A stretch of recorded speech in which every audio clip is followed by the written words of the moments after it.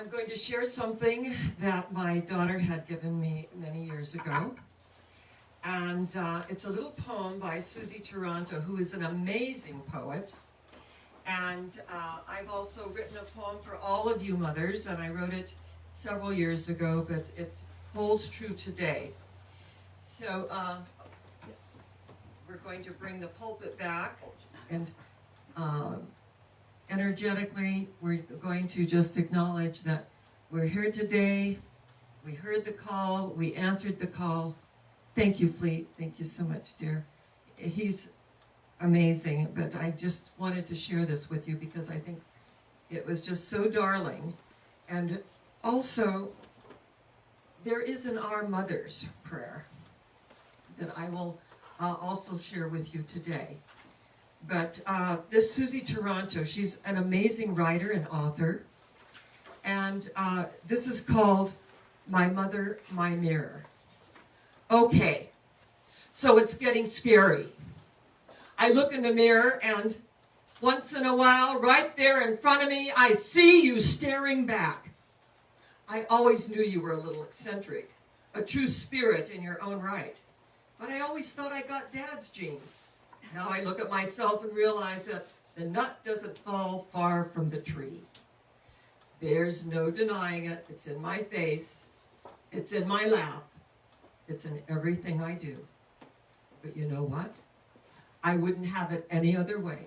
You taught me to enjoy life, to see the best in others, and to laugh at myself. The best part is you will always be with me. When you are long gone and I am old and gray, my kids will freak out when they realize that they too got the wacky gene. Oh yes, when that day comes, I can just go look in the mirror and together we can laugh ourselves silly. I got the wacky gene. I got the wild gene. I got the gene that allows me to realize the nut does not fall far from the tree. And what I love about this is that when we love life and we do what we love and we love what we do, there is no greater combination in the world than that. So I will have Fleet just take our pulpit for a moment and put it aside. And it's a portable pulpit. It's quite wonderful. And the tapestry you see on it was from Istanbul when I was presenting at the University Medical Center in Istanbul. And so it's amazing. And the tapestries you see behind me, they were from when I presented in India, and never realizing that I was going to be creating a service and that this would be our platform to do the Interfaith Spiritual Center worldwide service. So I do welcome you. I acknowledge that we're here together by divine appointment, that nothing happens by chance, that we are all here by divine appointment. And on this Mother's Day, if you got the wacky gene and you acknowledge that you love life, and when you love life, life responds and life loves you. And I realize that some of our mothers are not going to allow themselves to look outside themselves, but realize that we're all here together. And it's so easy to be sad when our families aren't with us and to feel alone. But the truth is, we are never, ever alone. That one goes before us and prepares the way as we become a lamp unto our own feet, drawing others into our light and into our energy field. And so I was listening to an interview, and the interviewer was a woman who was about social justice.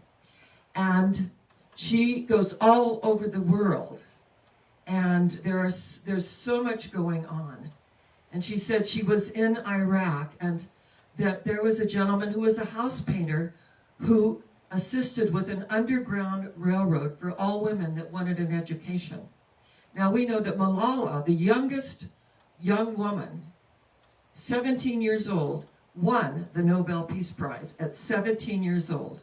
She was in a school bus. The Taliban came in and said, "Who is Malala?" And all of the faces turned to her, and he shot her in the head because she wanted an education. And she said that when they were wheeling her on the gurney into the hospital, she thought, if I live through this, I will be the first woman prime minister ever in Pakistan.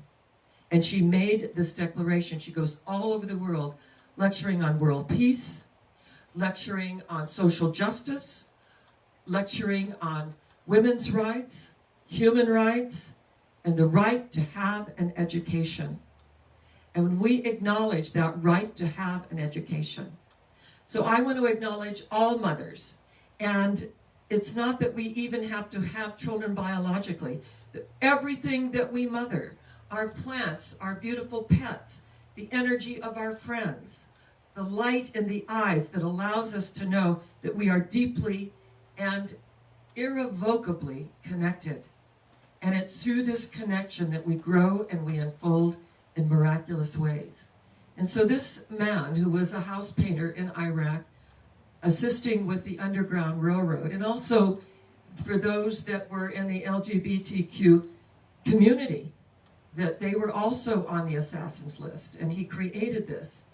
And Ms. Susskind said to him, "Why are you doing this?" And he said, "Because I can't not do it, that I am about human rights. And as we put forth our energy in the darkness, there is a light that shines. That's why I'm doing this, that we are all one, regardless of color, race, creed, sexual orientation, and I add a political affiliation. We are all one. And the blood that courses through my veins is the same color of the blood that courses through your veins." So as on this Mother's Day, the actual subject is inner child wisdom. That each and every one of us, we have a wonder child within us that has never been touched by grief, has never given offense, has never taken offense. We each have that place within us, and we have a choice.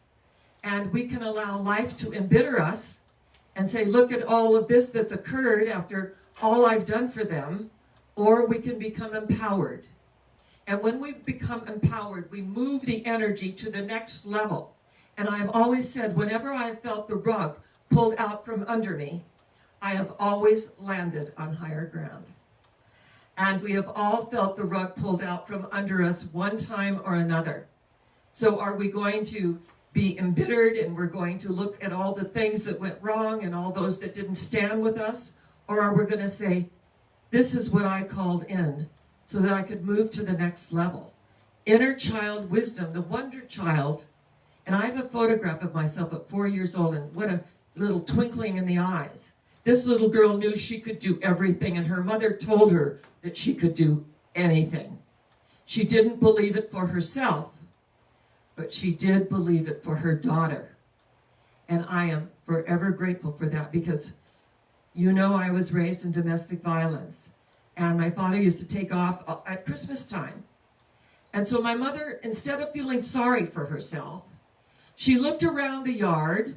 She saw 6 walnut trees. She hired immigrant workers. They were called shakers, where they had long poles with a hook, and they would shake the walnuts off the trees. And then my mother and I and my little sister, we would fill gunny sacks full of these walnuts, but you had to first take a skin, a dark skin, off the walnut, and it would dye one's hands. And I mean, the hands were out so dark, and they dyed them, so washing them didn't help. So when I would go to school, we had a 3rd grade teacher, and she said, look at those hands. And she grabbed my hands, and she took me by the scruff of the neck into the lavatory. She goes, you wash your dirty hands. And she scrubbed, and she scrubbed, and she scrubbed, and the stain would not come out. So she sheepishly, I mean very sheepishly, said, oh.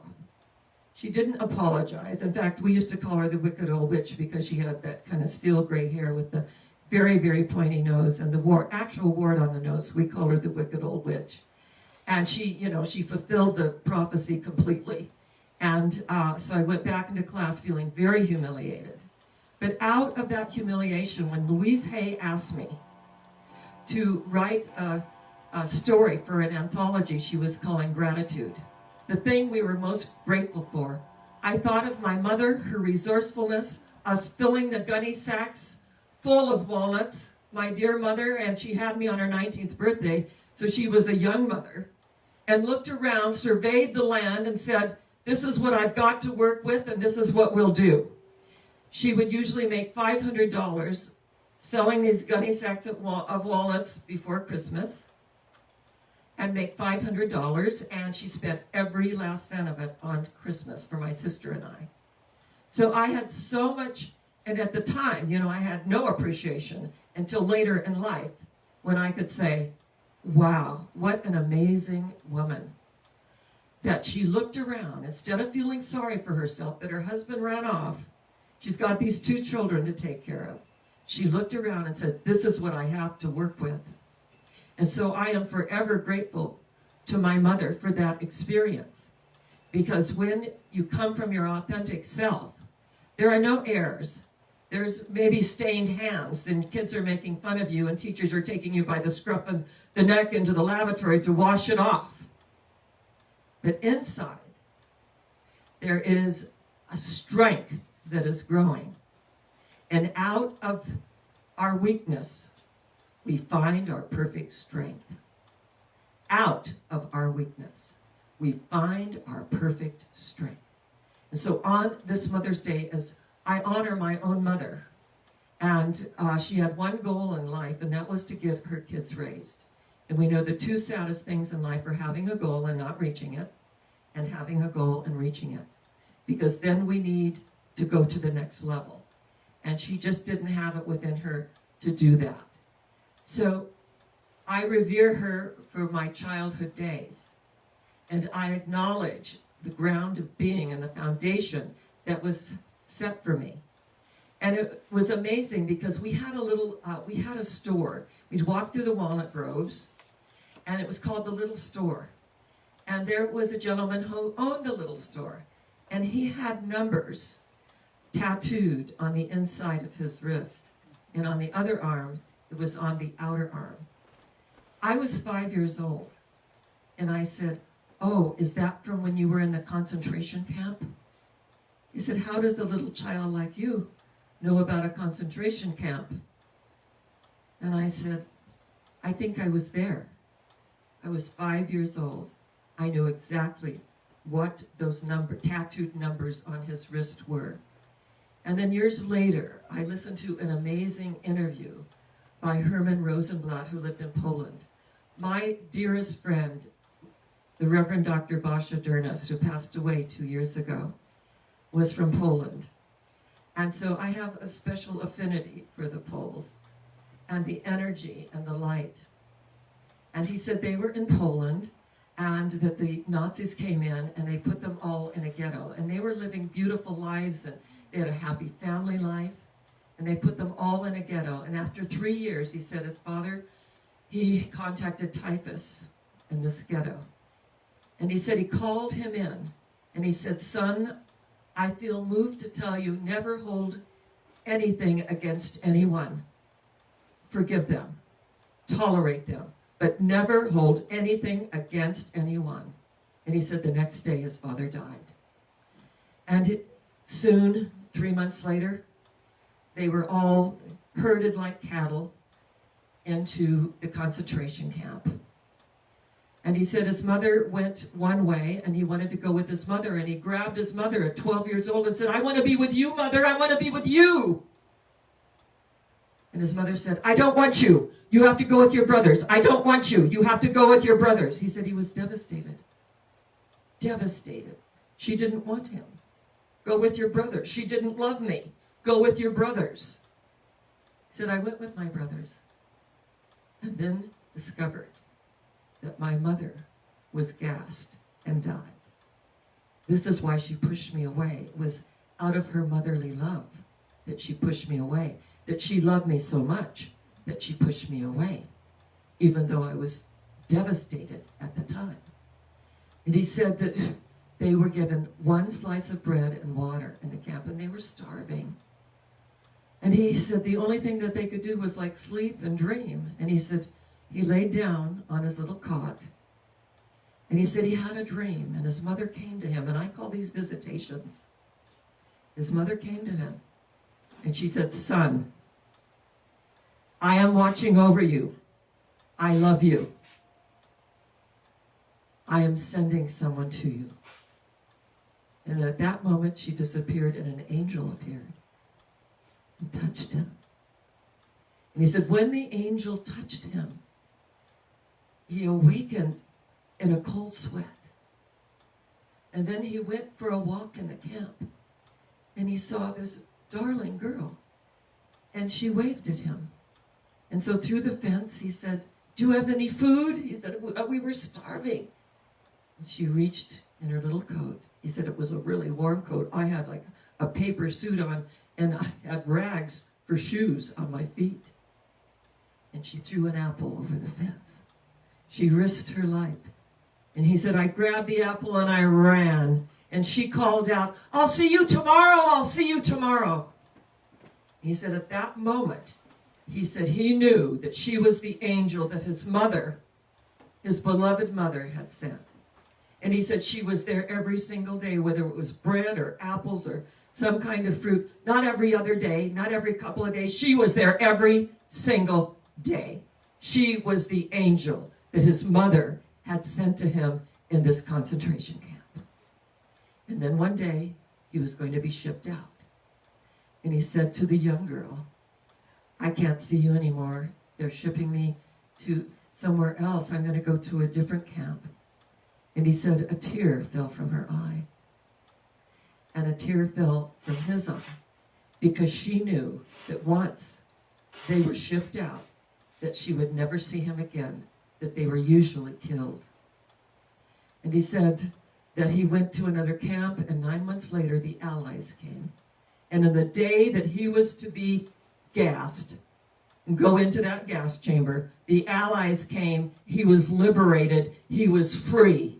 He said, it was amazing, and all my brothers and I, but our beloved mother, who had said, go with your brothers, I don't want you, had pushed me to life, had pushed me to a greater opportunity. She knew what was going to happen intuitively. And she loved me so much that she pushed me away from her. And he said time went on, and he went and he served in the Israeli army. He went and spent time in England. And that from 1949 to 1956, he was engaged 3 times and broke it off because he felt that these women were not his soulmates. And then one day, a friend of his said, we want you to come to Coney Island. They had moved to New York. We want you to come to Coney Island. So that he went from Poland, and he was a Polish Jew. And then he went and served in the Israeli army. And then he went to England and then to New York. And his friend said, we have a really nice friend of my girlfriend's, and so you can have a date. And he said, I don't do blind dates. No way. He said, oh, come on. What have you got to lose? She's very pretty. So he said he went. And they got in a Ferris wheel, and they were at Coney Island. And then he was driving her home. And it was amazing because she mentioned it when he said he was in the Israeli army, that she was a nurse, and a bunch of the nurses were dating some of the people that were in the army, some of the men. And he said, he described himself and said, did you see anyone like that? And she goes, well, that's who I was with that night all those years ago. And he goes, that was me. And she said, no, it couldn't be. He goes, no, that was me. I was the Israeli soldier. And then she said, where were you during the war? And he said, I was in a concentration camp. And she said, you know, I lived near the concentration camp, and I used to go and throw apples over the fence to a boy. And he said, did the boy have rags for shoes? And she said, yes. Did he tell you one day that he had to leave, that he was being shipped out? And she said, yes. And he said, I was that boy. She said they sat there and looked at each other. And then they held hands. And right then and there, he asked her to marry him. He realized while the other 3 relationships did not work out, that this was his soulmate and the angel that his mother had sent him when he was 12 years old. And he was in that concentration camp for 4 years. And that he went from Poland all the way to all the way to that amazing New York island, Coney Island, to meet the love of his life. And he said his mother, his beloved mother, was guiding and directing him and sending him this angel. And this interview that was taken, they had now, been married over 40 years when the interview was given. And I just thought, look at the opportunity of the miracles that occur. What are the odds? We look at the law of correspondence, we look at the law of attraction, and the opportunities that are there for us, that he did not cave in about being in a concentration camp, wearing rags for shoes and a paper suit. He laid down. His mother came to him and said, "My son, I am watching over you, and I am sending you someone." And at that moment, she disappeared. And an angel came into view and tapped him on the shoulder. He awakened in a cold sweat. And he looks out, and there is his angel throwing apples over a tree.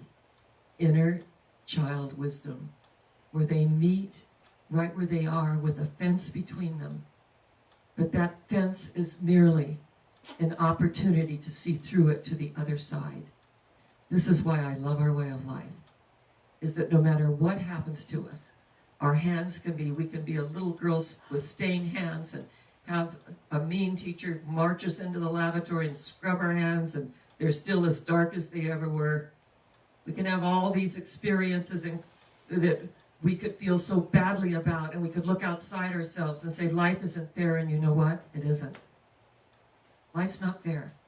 Life is by right of consciousness. So I give a miracle to you today. You are that miracle. And that we awakened and we took our first conscious breath. And out of that first conscious breath, something opened. And we're here together by a divine appointment. And I'm going to end today with a poem that I wrote. And you don't need to move this, Fleet, but we'll just get the poem out. Yeah, thank you. And my glasses, whatever I did with them. Thank you. Even at 75, one can still be vain, right? Yes.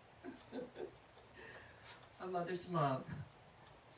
A mother's love is deep and true, a heart of gold, a soul of azure blue. A mother's love is clear and pure, all-embracing, steadfast and sure. A mother's love is fair and sweet and soothes the heart in our defeat. A mother's love is soft and warm, her wisdom great, her wonders to perform. A mother's love is safe and secure, a loving presence that will always endure. A mother's love is strong and brave, turning her cheek, she always forgave. A mother's love is peaceful and giving, and her child seems to be her reason for living. A mother's love, oh yes. A mother's love is full of laughter and tears, while reaping the rewards of the bittersweet years. A mother's love is full of sorrow and bliss, transforming a child's world with a little kiss. A mother's love is full of the passion from above. Yes, all of these things is a mother's love.